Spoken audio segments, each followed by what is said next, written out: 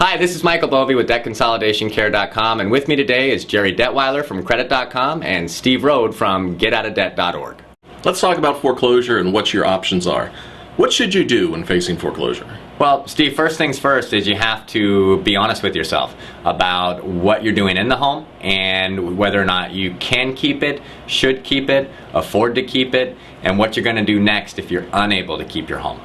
You know, Michael, I hear a lot of people who say that even though they're upside down on their house, they owe more than the house is worth, they feel they need to keep their home. Is that a rational decision? Absolutely not.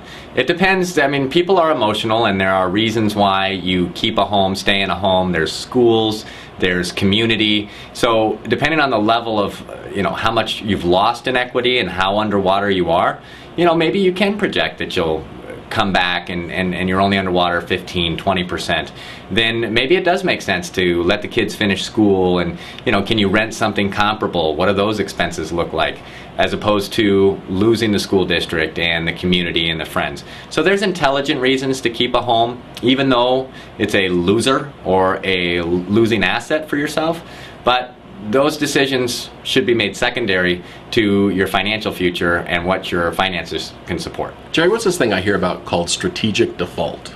Strategic default is a term used for people who really could afford to stay in their home but decide not to. It's a little bit of a misnomer because I think the industry has blown up this idea of strategic default to make people sort of feel guilty about deciding to leave their home because they're so deeply underwater. And sometimes that's an emotional decision. I'm not the kind of person who defaults on my home, but if you think about it, if you're $100,000 or $200,000 underwater on your home, it's like paying for a losing investment. You put money into a company that was a bad investment, and instead of taking your losses, you just keep paying for it year after year after year. So Mike, let me ask you a question. Does it make more sense to pay an extra $100,000 for a house that's underwater, or to save that $100,000 for retirement when you're going to need it most? Absolutely makes sense to save and build for your financial future instead of paying for what amounts to, as Jerry suggested, a bad business decision, because that's really all it is. One thing you can ask yourself is, would I pay what I'm paying right now every month to rent the same house? If the answer is a definite no, then you may want to look at your options for getting out of the house. Jerry, if somebody gets foreclosed on, does that mean they'll never be able to get another house?